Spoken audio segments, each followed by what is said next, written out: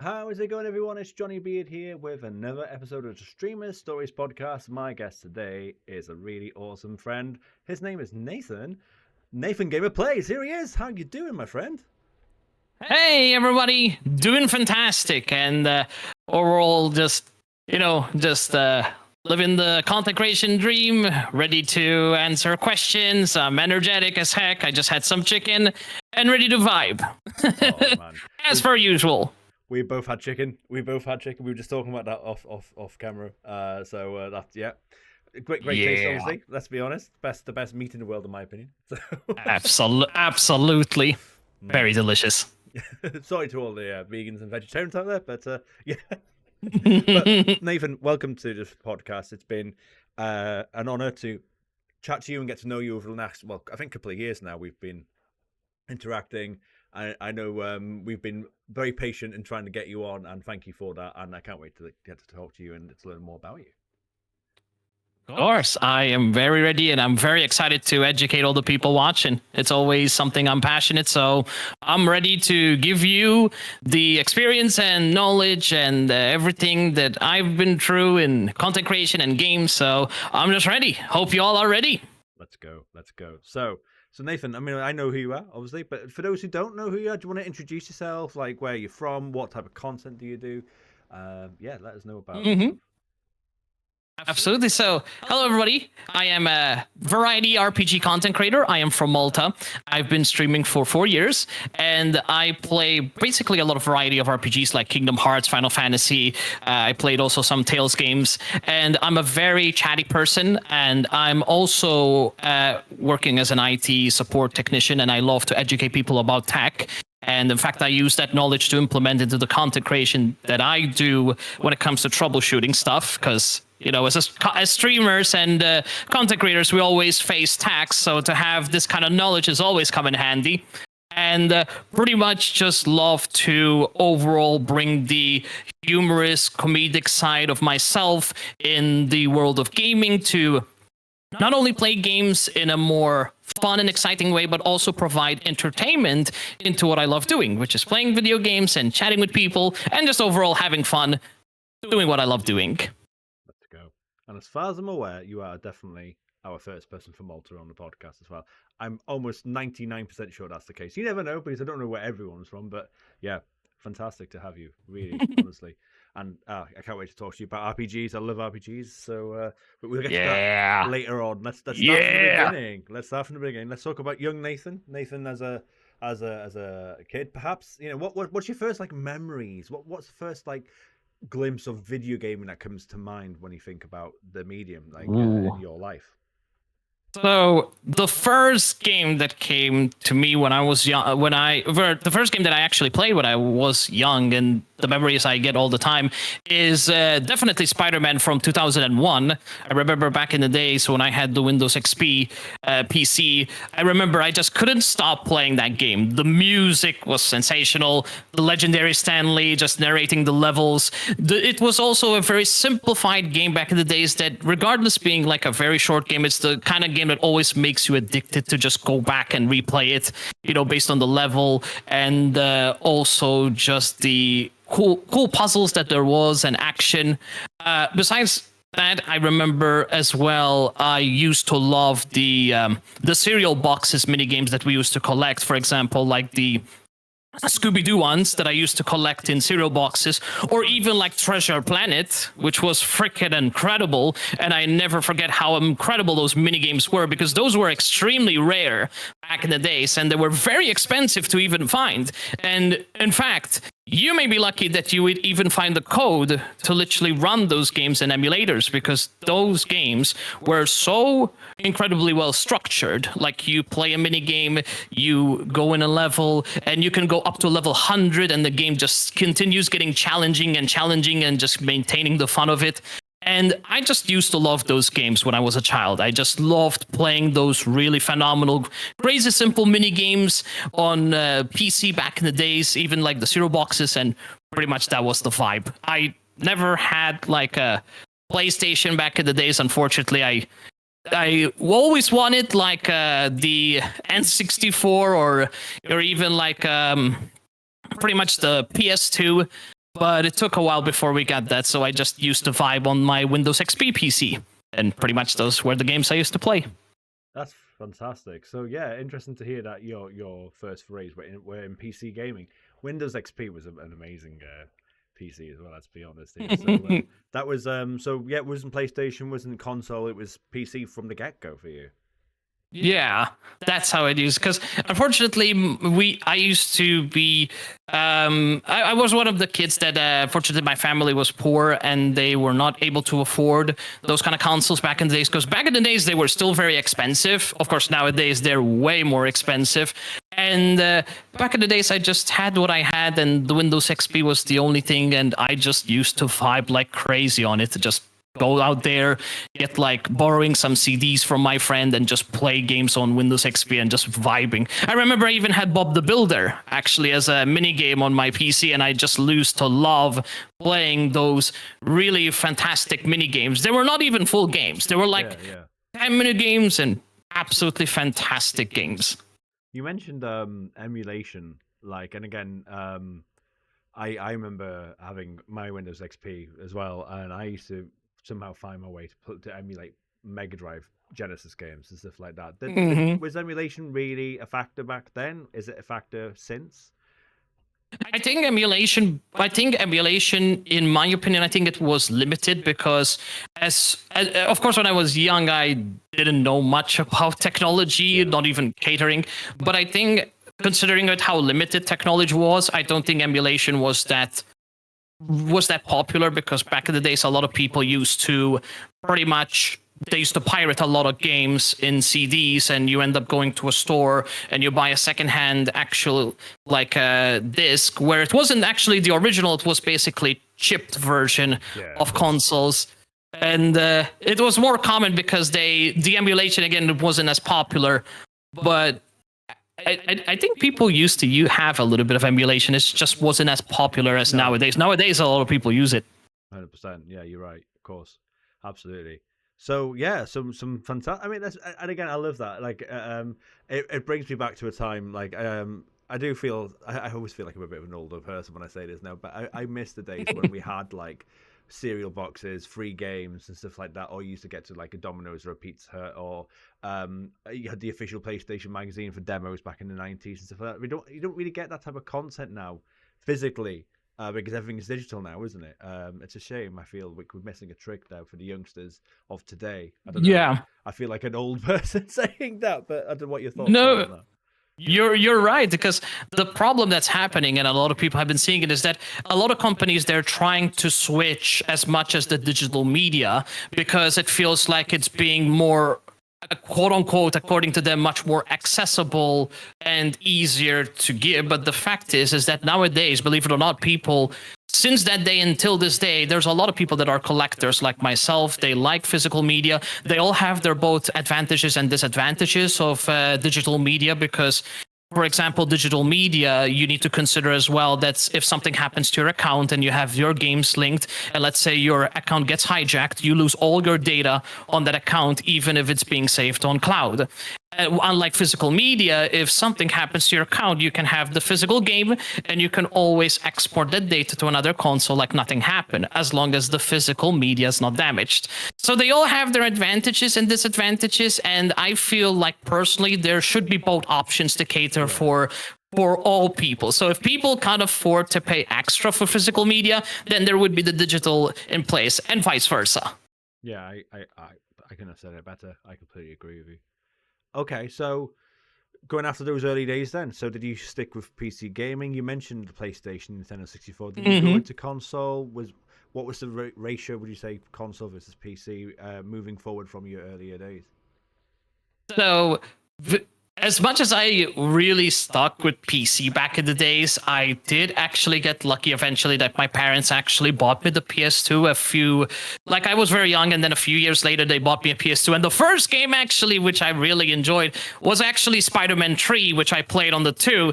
It was phenomenal. And from that day, I started playing other games as well, like the Harry Potter games. And I remember Chamber of Secrets was one of my favorite Harry Potter games of all time, including what's it called? The Order of Phoenix was a fantastic game.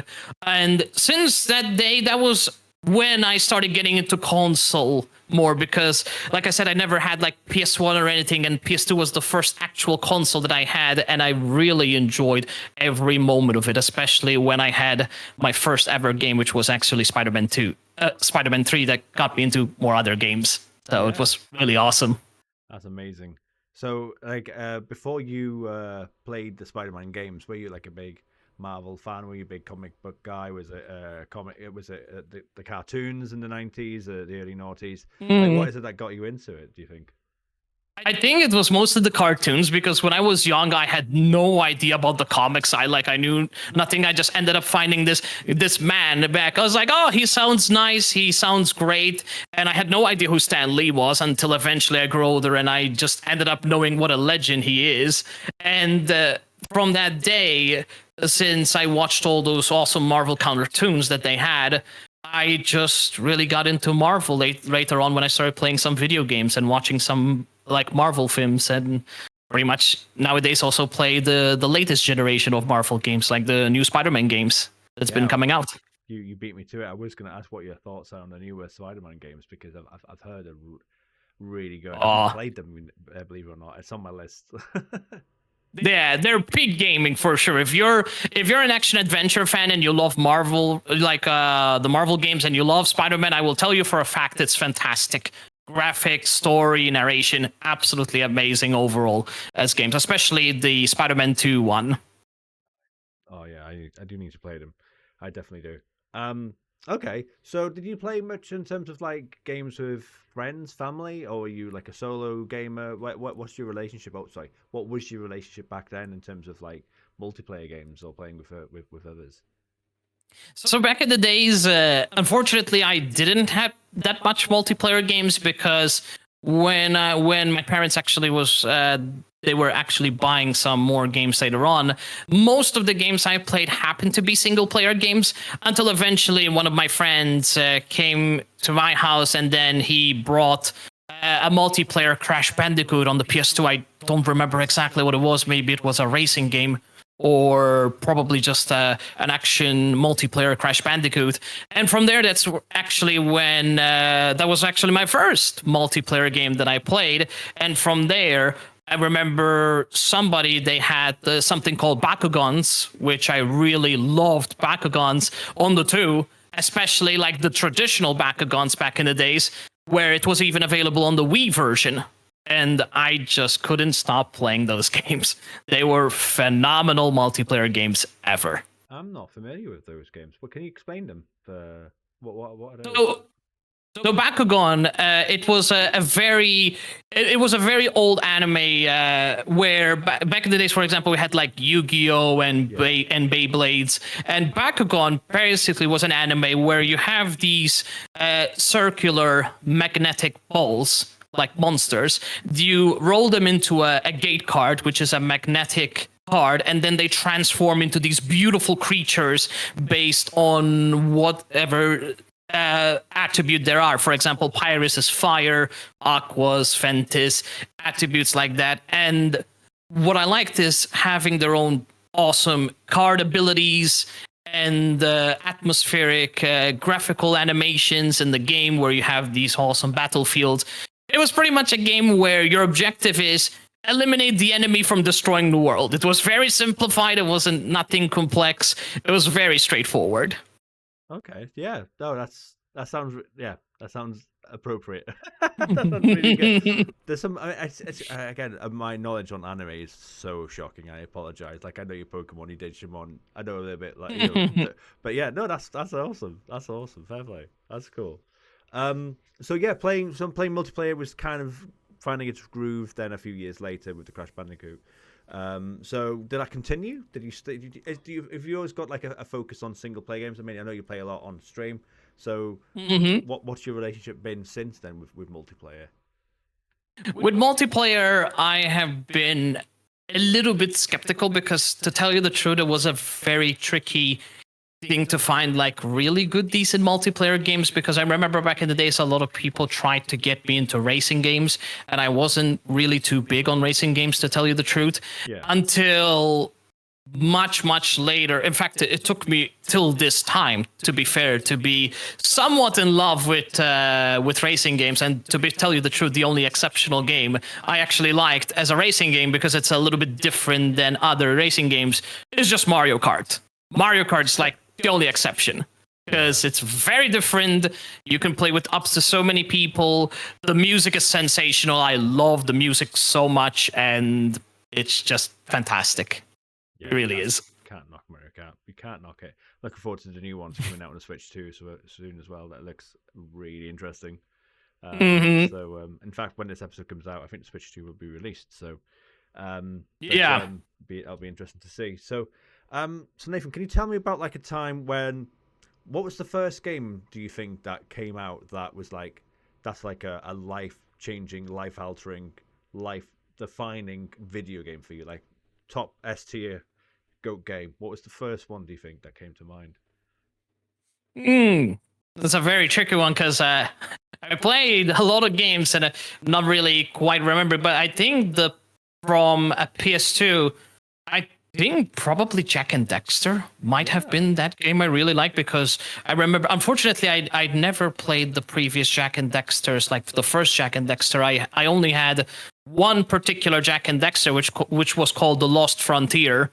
And as much as I know a lot of people hated it, I thought it wasn't that bad. I really liked the graphics, how they look with the whole elf looking and the whole design, and really, really challenging, I really felt, especially with how challenging the whole driving mechanics it had. But I really loved it because it gave me like that really kind of like Crash Bandicoot-ish feeling adventure, and also the story was dark, and I really loved how dark it was. I enjoyed it very much. Yeah, you know what? And again, this is a shame, shamingly so. I've never played Jack and Daxter. I missed it. I don't know how. Like, I had a PS2, but yeah, same with Ratchet and Clank. I just missed them. I missed those games. And I need to go back and play them. Like, I heard that you can. I heard that there are ways, should we say, you can play Jack and Daxter on PC now. You know, so yeah. I probably should not say more than that, but like I need to correct it. I know I do. Amazing. Oh, that's awesome. That's awesome. So so have you got any other stories about playing video games growing up that come to mind? Have you got any like vivid memories, like certain games you beat for the first time and the feelings you had, or certain things that come like to mind when it comes to like, oh, that was something that happened and that was really funny or unusual? Anything that comes to mind? Ooh, so going back in when I had the Harry Potter games, so the Harry Potter games, especially the Order of Phoenix, was actually I think it was probably one of the only games, if I remember correctly, where you had to use specific motion to cast spells. And I remember how tricky it was, because I remember the fighting mechanics of it was actually very nice, but it also was very complex. And when I really managed to beat the whole game, considering how long and challenging and very complex, because Hogwarts was like massive, and to try and find the location, even though it can show you with like footsteps, it was not easy to get them done, especially if you're like the kind of person back in the days where you like 100% the game. It was actually very tricky. But what I liked is the whole story aspect of it, and when I beaten it so much, I remember it made me cry, because I felt like emotional with what happened to most of the characters throughout the game. The epic battle that happened at the very end, it was one of the most fulfilling fantasy adventurous games that I played, and that I literally played it again. I remember in hard mode, which I never done that before in any game when I was young, because I was just too afraid to do it. And I literally played it again, and it was a whole new experience. It was like one of those games where I just loved magic, and that's pretty much what I got. It's like the whole magical dark story vibes of it, and just loved it so much. That's awesome. And so, just on that topic, then I love that. Like, were you someone that did play games on easy mode, normal mode? What difficulty would you like default to, like back then? And like, what about now?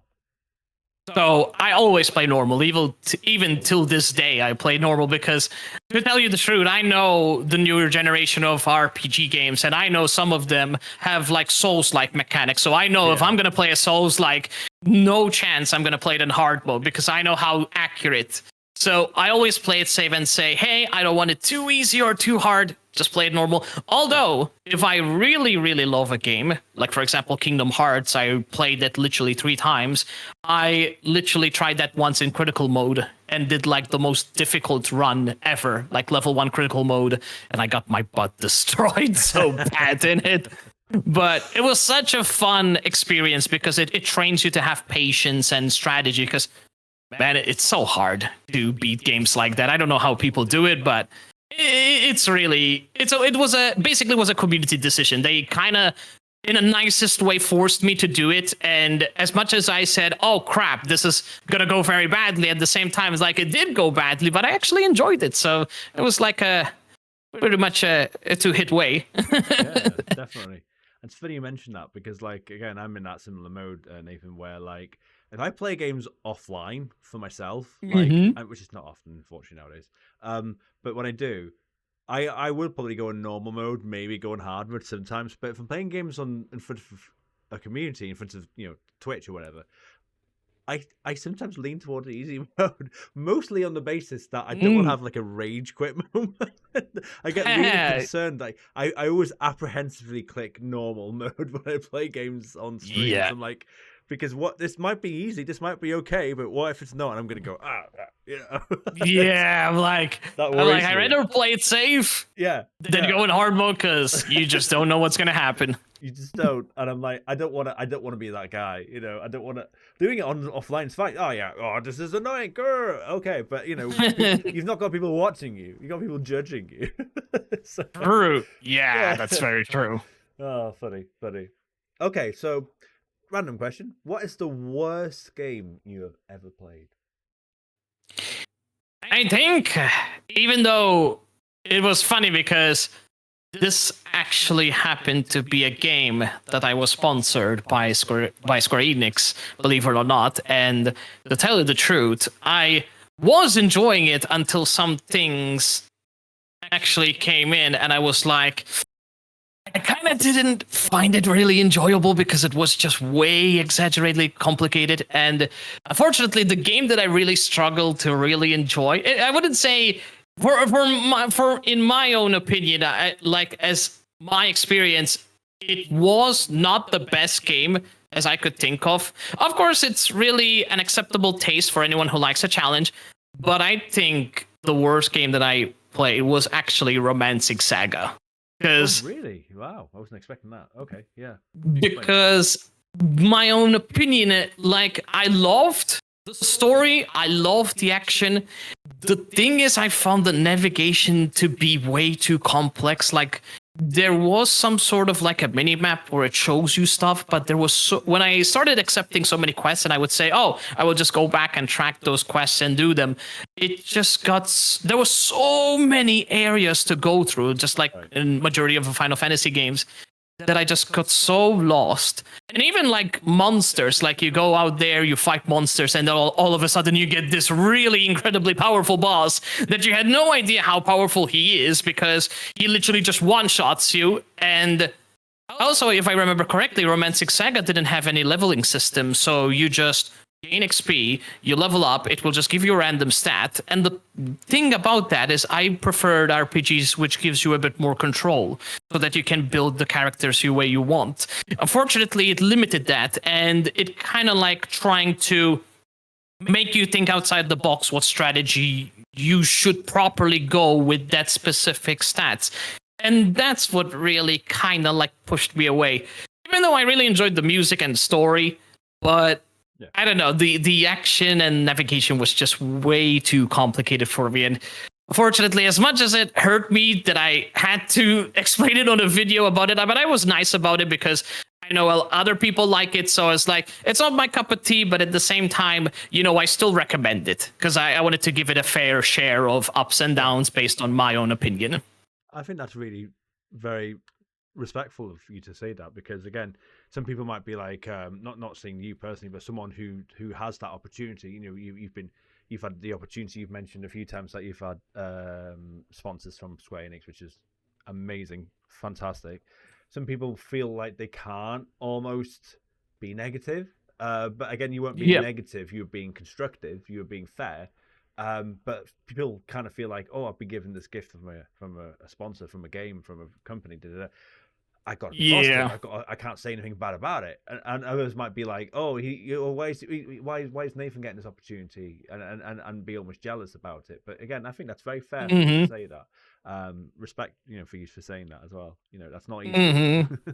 Yeah, it's really challenging because I wanted to give like a constructive criticism about it, because as someone who gets a sponsor, I think the best promotional way for any game is that you have to be truthful about your opinion, but at the same time, you can't just be full on like sugarcoating stuff, because at the end of the day, people want your honesty, they want your experience on it, and when you are being fair and people know how you actually criticize stuff in a fair way, people will start getting more interested in actually trying out, because like, hey, this person is actually being fair because I know this person, how they review stuff, so like, let me see for this game for myself based on whatever feedback they got. So it's nice to be. I think it's a very important thing to be fair in these situations, because at the end of the day, you're still ruining the game. Yeah. It's just a bit tricky that unfortunately it was a very hard decision to stop, because I was like, man, I'm gonna feel bad because I was gifted this game by the company, but at the same time I was not having that much fun, unfortunately. Yeah. So like, I kind of had to make that hard decision. But again, I still thought it would be a wise decision to give a constructive criticism about it. And I think at the end of the day, it's everyone's taste. So definitely. Absolutely. Yeah. So yeah, again, congratulations that you have been sponsored a multitude of times by Square Enix. How was that for you then when you got the first one? Like what was the first game, can I ask? And how did it feel? And talk us through that experience. The first game that I got sponsored was actually Dragon Quest Treasures on the Nintendo Switch. And that was actually my number one sponsor, and I really loved every single moment because it was so addicting. It's very simplified, and if you like shiny stuff, like shiny pirating adventuring stuff, like going out there, finding the X marks the spot, you start digging, you get treasures, you get so much collectibles, you start gaining value in your castle and upgrading your castle and all. It was a very simplified game with simple action mechanics, but really, really addicting. So if you're like one that likes exploring and kind of like the collectible stuff, it's like when you're collecting, for example, Pokemon cards and shiny stuff. This is pretty much, it has that norm. You go out there, you collect stuff, and it's just really simple and addicting as a game. Amazing. And I'm sure you were just over the moon when you got that from Square. Oh yeah. Was amazing. Where is your relationship then going backwards then with Square Enix, with Final Fantasy? Like what was your first forays into the RPG world, into the Final Fantasy world, into the world of Square Enix? What was the first entry? When did that happen? So, unfortunately, the Final Fantasy games, I never actually got lucky that I had those games I had any Final Fantasy games on the PS2. But however, the first Final Fantasy game that I played on PC a long time ago, I actually had a gaming laptop back in the days, was actually Final Fantasy X. That was actually the first one that I got into. And then I started getting into other Final Fantasy games because I really loved how beautiful and complex Final Fantasy X was, an extremely challenging RPG that I ever played. And since then, I played 10-2, which I was kind of skeptical. It was all right. It was a great game.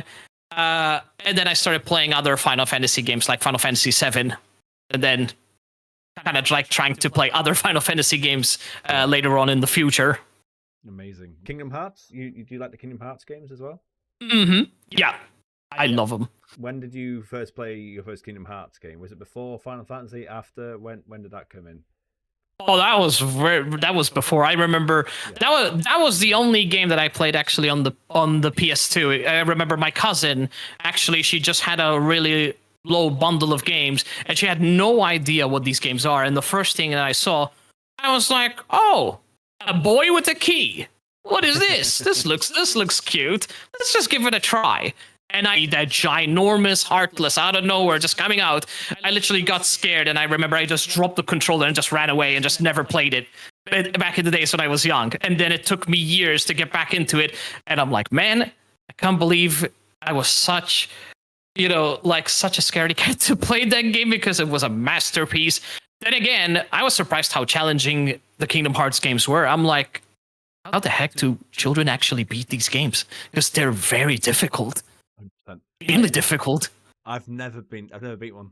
I played the first one and I got stuck on Ursula. I've never returned to it. I don't think again, we talk about raging on stream. I don't think I can play Kingdom Hearts on stream because I find it so hard. I don't blame you. It's really frustrating, and when you get to the super bosses, yeah, that's when the anxiety really happens. Because man, you need to be very, very focused to win those fights. But they're very fulfilling if you do. But they're extremely hard, very hard. Amazing. So speaking of hard games, what is the hardest game you've played over your years of playing games? Oh, definitely that would be Dark Souls 3. Okay. Definitely. Yeah. To be fair, that was the only Souls-like game. To be fair, I did play not too long ago Bloodborne.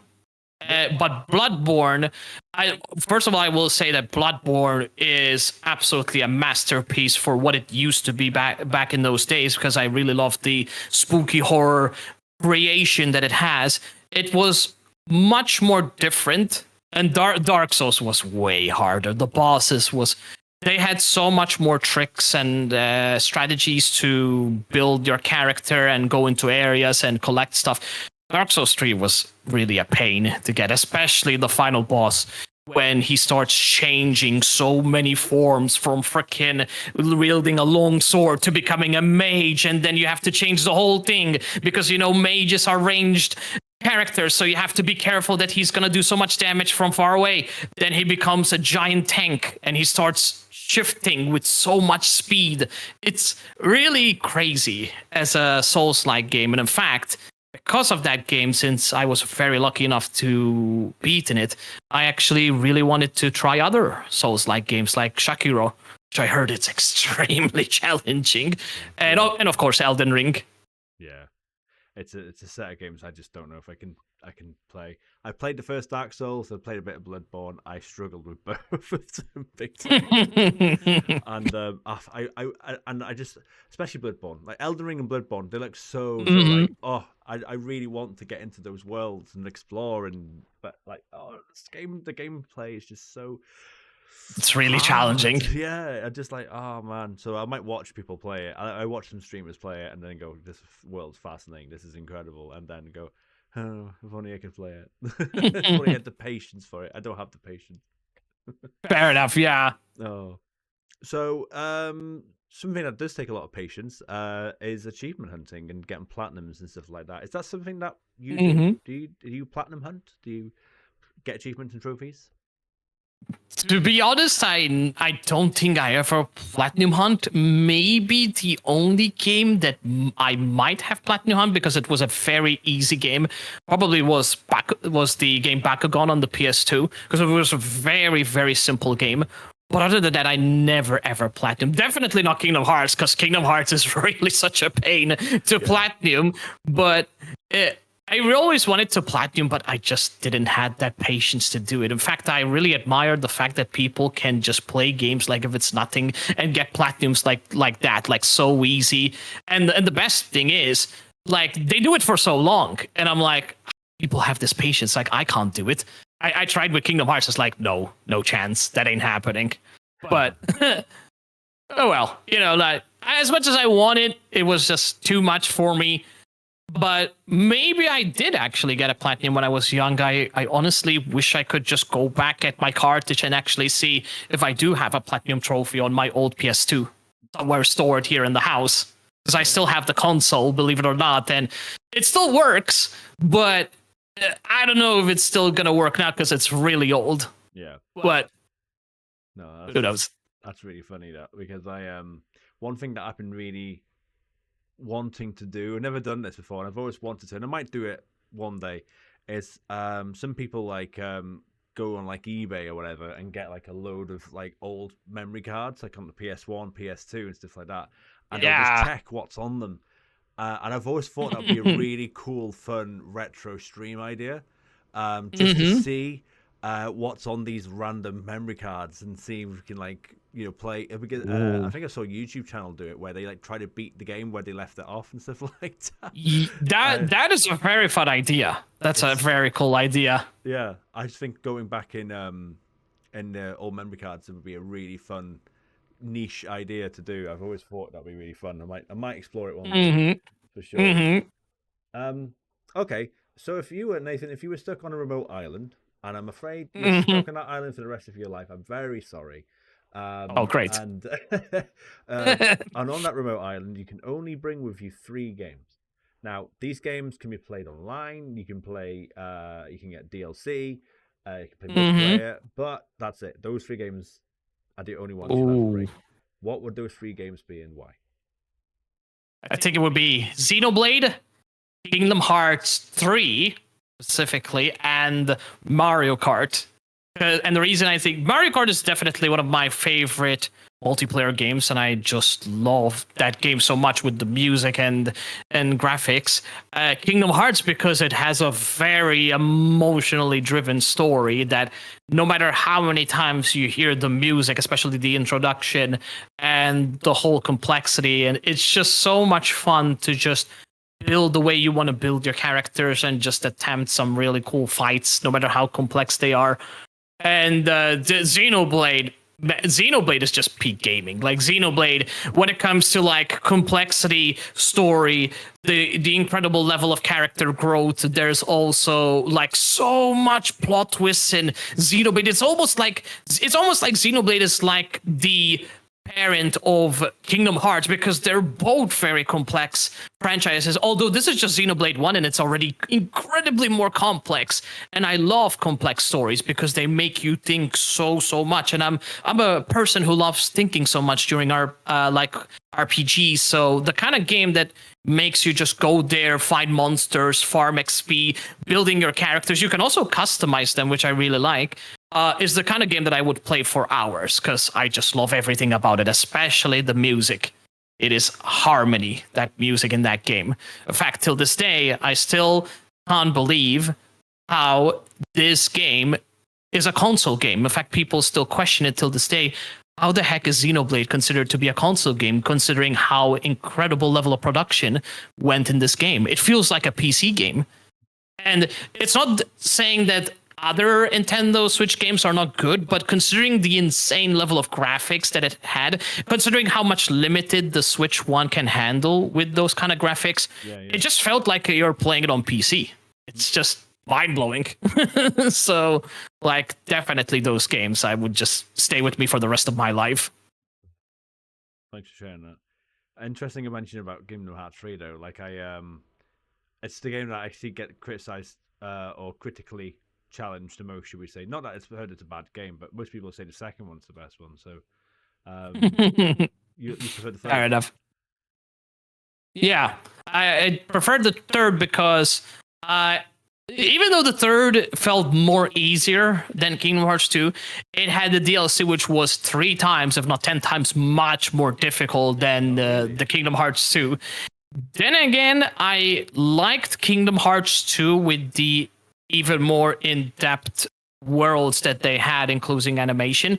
I just think Kingdom Hearts 2, I liked it more because it had a bit more awesome graphics and animation, way better animation than 2. Then again, worlds-wise, I would still think Kingdom Hearts 2 is better, but I think I just liked the overall complexity story because it reflected so much in depth. There was so much emotional damage moments in Kingdom Hearts 3, so that's why I kind of liked Kingdom Hearts 3 a bit more. Just that extra emotional damage, extra awesome graphics that I preferred, and more animation. So, including much more challenging super bosses that you get in the DLC. So I really loved that extra stuff in there, personally. Fair play. So Nathan, I got to ask about your username. I usually ask people on the podcast about their username. Yours might be quite straightforward, or there might be a secret that we don't know about behind it. So can you explain to us why you are called Nathan Gamer Plays? Oh, pretty much as you said, it's pretty straightforward. Pretty much, it's literally Nathan is like my half real name. believe it or not, even though there's a part of it which is missing because that's not actually my full name. That's half of my name. My name is a little bit longer than that. And pretty much a gamer is just saying that I'm just the kind of person that will just play almost whatever games as long as I enjoy it. Preferably RPG, but to be fair, I just love playing whatever games because I didn't literally grow up with RPGs. I just played whatever. And plays is just, I don't know, I just thought it would just sound nice. Just perfect. Pretty much. I didn't think too much of it, to be fair. No. Then again, I have a second channel which is dedicated towards IT education, and in fact, I called it Nathan's Codex, which sounds a little bit more better because it's like archiving of important technology education videos to help people, even for newbies that don't know where to go to get, for example, details about their computer parts or how to do specific optimization or troubleshooting, like simple stuff that I know that it can help streamers. In fact, I was thinking on doing a video not too long ago in the future where I get to explain, for example, how to help people troubleshoot their internet speed, which is the very most common issue that a lot of people have, because a lot of people go like, oh, why am I getting a lot of frame drops? It's going laggy. And sometimes it could be ISP, modem, not correct server, so on and so forth. So, I just want to do my best to share my knowledge to help people, especially when it comes to something I'm really proud of, and that's technology. That's amazing. That's amazing. So I'm glad there was no plot twist. Like your name's Steve actually, or Patrick. Oh. No, Nathan. Oh yeah. Yeah. Straightforward. I get that a lot. You're not really called Johnny, are you? And I'm like, no, I'm not Johnny at all. So, fair enough. So you've been streaming for 4 years, you said. So talk us about the path towards that first time you hit the go live button. So what was the steps that you took before you got to that point? What was your thoughts process about streaming? And what steps did you take towards that first go live? And what was then the first thing you did live? What game was it, or was it just chat? What was it that you did? Talk to us about the first steps.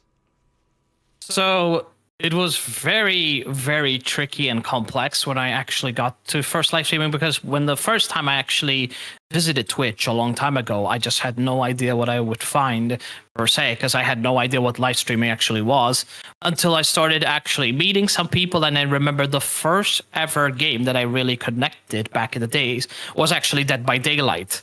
Okay, and from that day, I remember I met someone and his name was called Frozard. And he was a really chill guy, just out there drinking coffee and just vibing with people, playing DBD, and just joins in matches and play together. And from that day, I just really got really emotionally inspired with how awesome his community was. They were such nice people. I noticed as well he was also financially, he was growing as well from the generosity that he got from his community. And from that day, I just really loved the opportunities he started getting, and it kind of inspired me. I was like, that sounds pretty awesome. Like, why do I not give myself a chance and see from there what happens? And I remember I struggled very much to communicate. Like, I mumble a lot, and my brain was all over the place back in the days. Like, I couldn't just communicate like nowadays. Like, since that day till many years later, I improved vocally so much, and I learned so much. I learned the negative and positive side of streaming and the challenges aspect. And from there, when I actually got to know more about the streamer that I supported, I basically, a few years later, I started setting up my own stuff by doing so much research from YouTube. And the first ever game that I played was actually Dead by Daylight myself. And I used to just stay just to one game, because back in the days, my computer just couldn't handle any other games, and just stick to that one game. And I just used to get a lot of people. In fact, most of my community, I met them from there. And then it took many years later until I upgraded my PC that it opened up opportunities for me to broadcast to a much even bigger and heavier games. And that's when I pretty much became a variety since then. Amazing. So that's fascinating to hear. That I love that it's helped you on your journey then to, dare I say, gain confidence in your speech and your speaking like that's like a whole big thing for you then, is it? So you used to be a lot more and again. I hope you don't mind me saying, Nathan. Obviously, before we hit the Mm-hmm. record button, you were saying like you love to talk, you love to give advice and suggestions and Mm-hmm. inspiration and stuff like that, which I love to see. But that's a really fascinating journey for you then to come from there to where you are today. Of course. In fact, it was not just that. It was a very challenging and educational thing to come to streaming, because I also had to deal with a lot of stuff for streaming, from positive to negative. And I remember it was very difficult to be in that line, because I was not expecting that, to get the love or the opposite of it while I was streaming. And it was really hard until I found out those few friends that I've met back in the days. And believe it or not, I'm the kind of person that gets very emotionally touched when I actually build awesome connections with people and build like genuine friendship with them. And since they have been with me for so long, they got to know me better. And that's when I actually start making my friends online. When I start making a lot of friends online, and that kind of like pushed me more further to be more confident in what I do, and they're always there like supporting me and be there for me. So it was like I was very lucky that I had friends that pushed me to enjoy more doing what I like doing. In fact, if it wasn't my friends, I just don't know if I would have continued streaming, to be honest. So I think I was just lucky that I met those awesome people, and because of them, I'm still going. And until this day, I keep repeating the same thing. It's like if I don't have the community that I'm so lucky to have, with any support that I have from all these lovely people, I just don't know if I would still be streaming for all these years. And it's all thanks to them that I'm still here. So yeah, I'm just very grateful for their awesome support. Love that. Absolutely love that. Yeah, thanks for sharing that. I'm sure your community watching this would appreciate those words. I can't wait to hear back from that. So streaming from Dead by Daylight, then you went into variety streaming. Has Mm-hmm. So obviously you are a VTuber. You are the second VTuber we've had on the technically third, technically third, uh, second or third, and has that always been the case? Have you ever become what's the term, a flash tuber? Is that what we're called? Like, has webcam ever been a thing? Like, it's always been like no cam or VTube. But what's the journey? Or what's the decision making around that for you? So back in the days, I was just a no face cam, like nothing. I didn't have no PNG tuber, nothing. I just didn't know anything about VTubing. And again, I don't think my computer would have handled it back in the days. But I just used to do like faceless streams. And from there, then I got my first ever PNG, which happened to be a doggo. Actually, it was a real life doggo that I have, because I was like, oh, what is a PNG tuber? Like, never heard of it. And then I had this really cute picture of a dog, and I didn't have the money back in the days to commission anybody because I was starting off. I was like, you know what? Let's just go with this cute doggo as a PNG tuber. Like, I think it's cute and all, and I can have a story behind it. And basically, I just went from PNG, and also I started doing a bit research more about the benefits of being VTuber, and from there, that's what led me to make the decision to become a VTuber, because VTubers and Facecam, they all have their ups and downs. And I was like, for what I really want to achieve moving forward in content creation, it felt like I would be more comfortable making the decision to be a VTuber. And that's pretty much the whole sole point why I'm pretty sure I could also say that majority of the VTubers out there make the decision to be a VTuber is number one would be comfortability and also privacy, which a lot of people value a lot. Because not everyone's going to have that confidence being on camera, because I know, unfortunately, the realism of internet is that you're always going to end up getting good people and bad people that try to negatively comment on how you look and how you vibe and everything. And I think that's one of the reasons why a lot of people don't want to go through that. Is mainly like they're not mentally like prepared to like handle that kind of moments. I guess like they kind of want to avoid it, and they're more comfortable just creating something unique, whatever they inspires them to be them, and just go with that creation that they really love. Pretty much. Fantastically explained. Thank you for that. Yeah, I completely agree. Like again, I hear horror stories. Really, should I say? some people getting doxxed.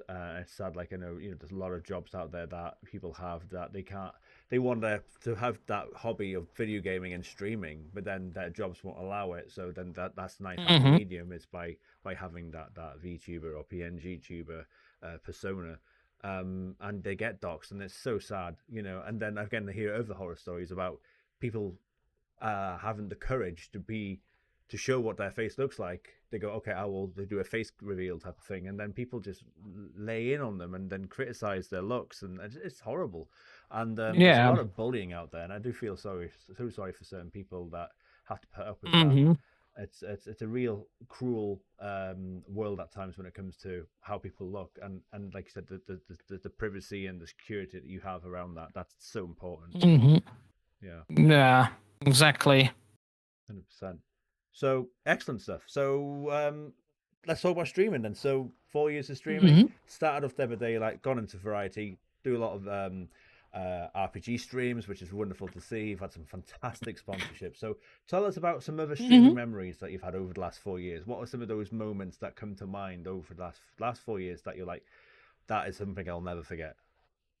The most, definitely the most, there was a lot, luckily enough I had really phenomenal, a lot of phenomenal memories. Like for example, I remember I got my first ever level 5 hype train. It was beyond insane. I can't believe, I still can't believe till this day that happened.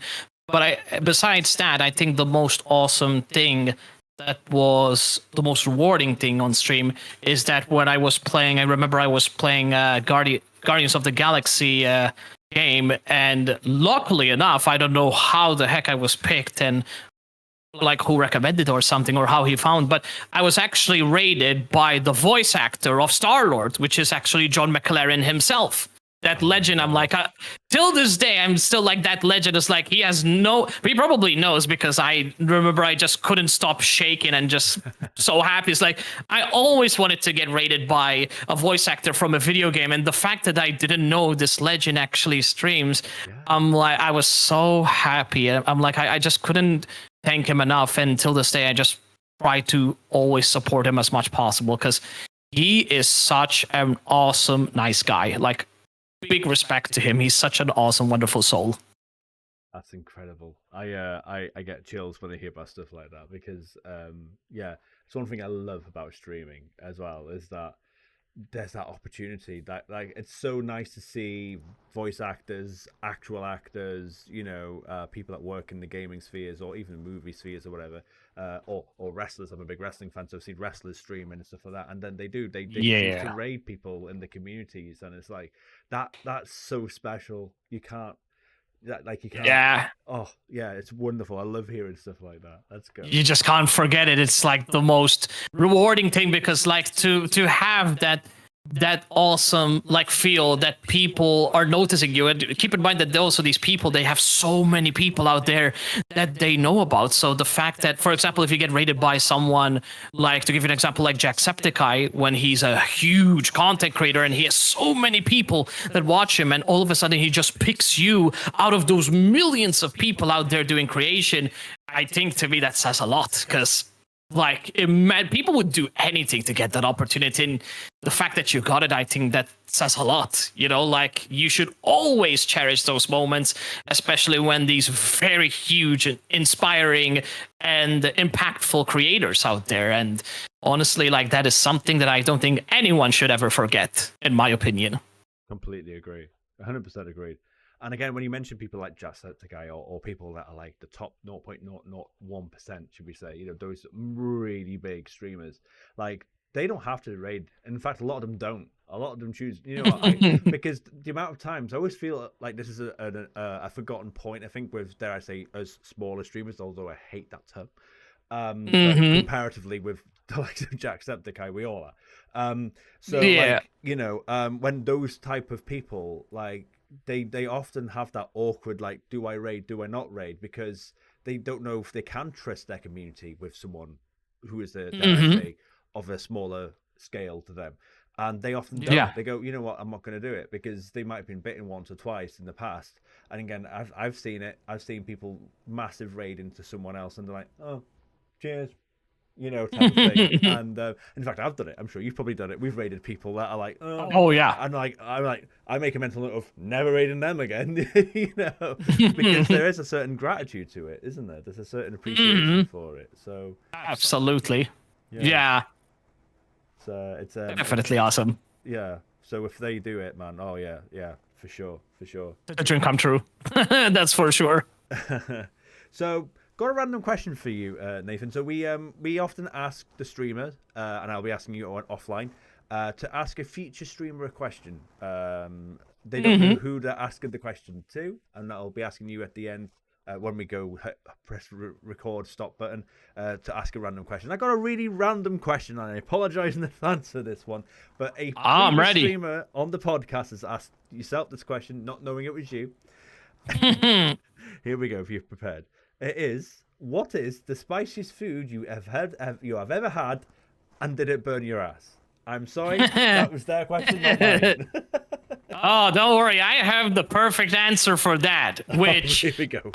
which, to be fair, I'm just gonna say it straight and plain, and I really don't mind because I just love doing this. Sometimes I can be a dumbass when I make decisions like this, because I love spicy food. I really do. In fact, I'm a maniac, and a lot of people just come and look at me and be like, "Nathan, don't be a maniac. You're just gonna hurt yourself." I'm like, but what can I say? I'm a masochist. I like food. I like spicy food. I just want to eat it. I just love it. And the thing that I did, which I underestimated how spicy, I bought this, like, I believe was it like Korean noodles or something. I believe it was called Shinnon, and it had the word label extremely devilish spicy. Like in fact in Japan they have ramen which is called the Oni flavor, Oni as in demon, and I'm like, what the heck is a demon ramen? Like, what is that? And apparently it's, let's just say they use 12 combination of spices which are extremely spicy. They're like their own spices that they grow and harvest pretty much. Although I never tried those, I don't think I would be that crazy to do it. But I did have, at least at home I had 2 packets, not one, 2 packets of spicy noodles, and I literally just dumped all the powder in it, and it was so spicy. I just literally drank the broth. At first I was like, oh yeah, fine. The next day I woke up, I went to work.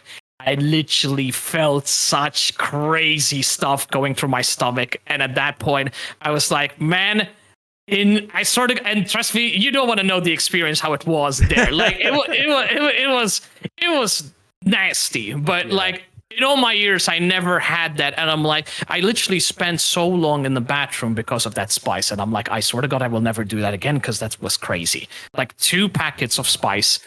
I just ate them all like it's nothing, and it was hella spicy. Because people like underestimate how spicy, because they're like, oh, it's just powder. I'm like, sure, it's powdery, but man, it's freaking hot. Like, it's really hot. Yeah. It's like don't misjudge them. They might be processed, but man, imagine you putting them with like freaking habanero peppers or like jalapenos, and that's what they do. In fact, they try to go even more extreme. I'm like, no, man, I'm not doing that. It's way too spicy. Oh, man. But I'll never eat those noodles as long as I live. They were delicious, but man,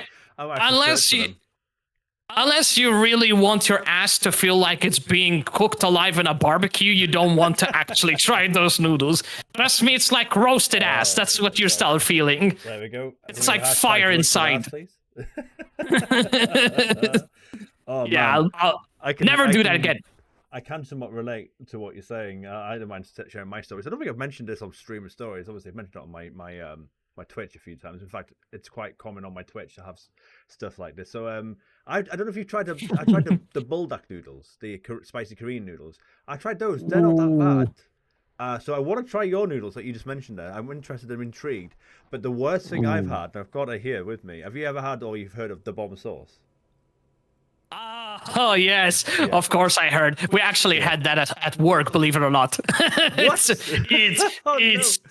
to be fair, it's tasteless, but damn, the after effect of it, it's brutal. Yeah, I've had the bomb sauce now on stream for like coming up to about 3 or 4 years now, right?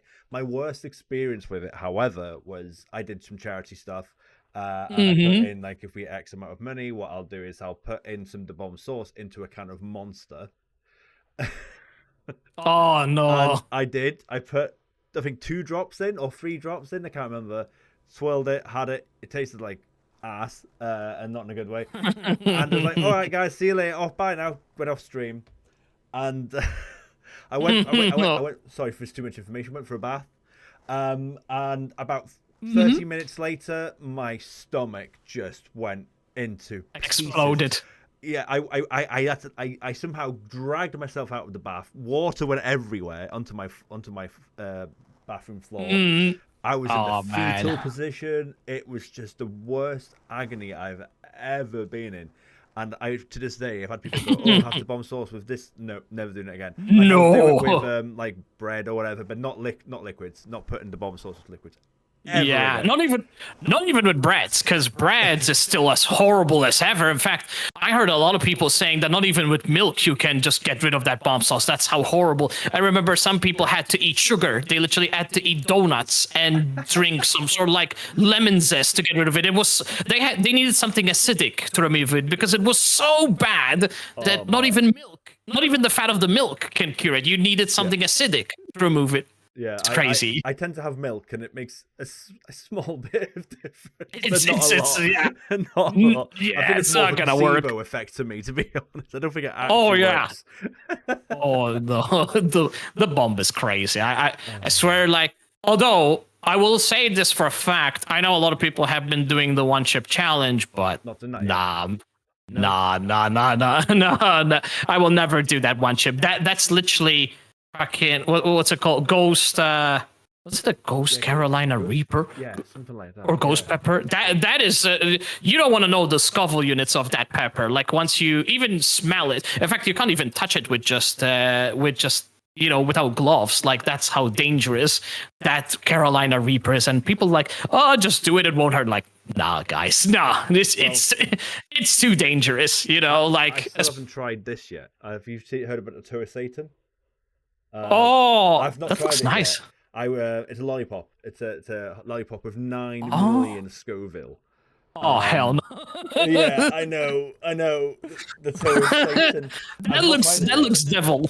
That looks like a devil on a package. You see the flames going up. That's me. I'm like, nah, man. I again had that on the last charity event. We didn't raise enough money to have it, so I was like, oh, thank God. I think we were really close though. Like I think you said, if we raise the next £50, we'll have the toe of Satan. And we just missed it. I was like, oh gosh, darn. Never mind. Yeah, but all I will say is don't count your chickens until they hatch, because man, if you get close and you do that, all I will say is good luck. Because oh boy, that's gonna be painful. Oh no.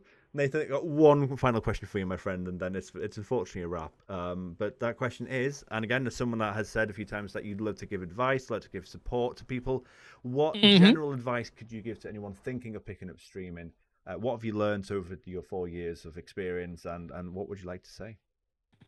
So, as a general advice that I think it would definitely help newcomers is, number one, never look at the ratio. Don't pay too much towards the ratio, because when you're starting off and you already have that kind of mindset of you trying to compare yourself with other people, especially when you're starting off, I will tell you for a fact that based on experience, it will start to discourage you a lot when you look at certain ratios. So it's not a bad thing to get an idea, but I know that some people end up just leaving the view count on and they just look at it and they start getting a lot of thoughts. So my advice is, turn off the view count completely. Don't pay attention. Focus on your stream. Because the number one thing you should always consider, and this is something even myself, I try to find a balance, is that don't just look for games which are popular or not popular. Always find the games. Try to find a balance in what you consider popular or not. And the number one priority is always just have fun. Because at the end of the day, people, when they watch something live stream, they want to see if they vibe with you and your personality. Because believe it or not, gameplays, if they're just going to come to watch for gameplays, they might as well just go to YouTube and just watch it there, because otherwise there's no point of it just watching gameplays on Twitch, because live streams, they're specifically intended to interact in real life with community. That's what they're intended for. So it's always, you should focus on having fun. Imagine you're surrounded with a lot of people, even if they're not there. Always keep yourself as energized as possible. Give your 100% from start to bottom, because you'll never know when people will start joining in and vibe with you. So always give your 100% self. And most importantly, find games not because they're popular or not, but because games you know that you will connect so much with. When you share your passion, people will share their passion with you. And that's always the priority. People want to see how your behavior and reactions are during the games that you like, and also games that the community would like as well. So just have fun, do what you love doing. Research on YouTube. There's a lot of guides out there to help you and give you also advice on plugins and how to set things up. But the number one thing when you're streaming is that always find games you love, and just overall be happy. Vibe with the community as much as possible. When you start getting people, just ask them questions, like try to, like find ways to get them to like engaging with you, like ask them questions. How has your day been going? What you've been up to? Stuff like that. And always like try to find ways to keep yourself just like motivated in game, and just talk as much as possible. Like try not to stay too much quiet in game, not unless you're playing something like Dark Souls and you need to concentrate on the boss. But what I mean is like always try to do your best to make streams fun, because that's what they want to do. And the number one thing to make streams fun is yourself. Have fun doing what you're doing. Ultimately, from there, people will start to engage, not because just of the games, but mainly solely for you, for your personality, your attitude, the way you think, etc. So just focus on having fun, and that's pretty much there is. And also be patient, because I know a lot of people, it's hard nowadays to grow, and also patience is definitely number one key. I know a lot of people took 10 years to reach partner. Some people took 4 years. So it's always a different route. So never compare yourself with anyone, because everyone's got their different route. It doesn't mean that just because you didn't reach a certain partner for a certain amount of time, it means you're doing bad. It's just, it could be a lot of things, like maybe you just need to figure out what other things you can do. Like maybe you can try different content, try different titles, use plugins to help you come up with what tags you can use, even come up with like thumbnails that works and attracts people. Nowadays we have ChatGPT to help you, so plus YouTube guides. So there's a lot of stuff there. So do your homework properly, and just main important thing is have fun. That should be the number one thing. That is incredible advice. Brilliant stuff. I really appreciate that. And I completely agree with pretty much everything you said there. And I think the one thing that I like that you said there, Nathan, that I've probably not had too much come up on this podcast, considering we've been going for 90 plus episodes at this point, is I love the fact that you mentioned there, don't always go for popular games. Like, I think a lot of streamers have that angle. They kind of go, okay, what's coming out next? That AAA $60, $70, $80 game that's coming out, I've got to play that. Then people will watch me play. Yeah. And that very rarely happens, because all the other 0.0001% streamers are doing the same thing, and everyone's going to watch them over you. Whereas in some of the best games I've ever done have been niche games that I played in my childhood that no one really plays anymore. I might be, the most fortunate person on Twitch to be able to say that I'm the most popular person playing this very niche game, or the only person playing that niche game. And yet, because someone has searched for that one game that they remembered, they will look at my stream and then go, oh my God, I've met this Johnny Beard guy, and he's playing my favorite game from my childhood. And you set a vibe with that person because it's your favorite game, and you've got a passion for it, and they've got a passion for it. And it's great. Exactly. So sometimes I think that is actually a really sound bit of advice, that is, play what makes you happy, have fun. And sometimes the most popular games aren't always the best way to do that. So I love that. So thank you for sharing that. Of course. Yeah, I just think that a balance in life is key, because the thing is, the way that I saw it, which was a very good advice that someone else gave me, is that imagine you're like in a crowd, and believe it or not, the Twitch so-called algorithm is that it even is considered an algorithm at this point. But when you play a game and you list the category of the game, the one thing that people will look is followers and the amount of people streaming. And believe it or not, the problem with popular games is that there's so many people, there's so many crowds of like fishes in this like submarine swimming. And the thing is like, imagine you're ultimately, you may not feel like you're competing, but believe it or not, that's what it is. You're like in that tub full of fishies in that category. And the thing is, the question mark is, what makes you think people are going to scroll for all those hours just to pick you and not pick anyone else? What do you have different that will actually pick you? And that's what I'm always saying is like, sometimes it's always a very good thing that when you're trying to find something popular, there's nothing wrong with it. But I think the most awesome thing you should always consider is have a balance. So not just finding something that you consider quote unquote popular, but something you enjoy. Because at the end of the day, you know, like it helps to bring attention. It does. I think it does help. But like I said, like I've seen, to be fair, I've seen also people, they stream a lot of retro games and they do like challenge runs. And to be fair, I also watch you as well, Johnny, do these awesome retro streams. And that is the number one thing I would say is that if you enjoy doing it and you do it in your own unique way, people will come because they just enjoy doing what you're doing.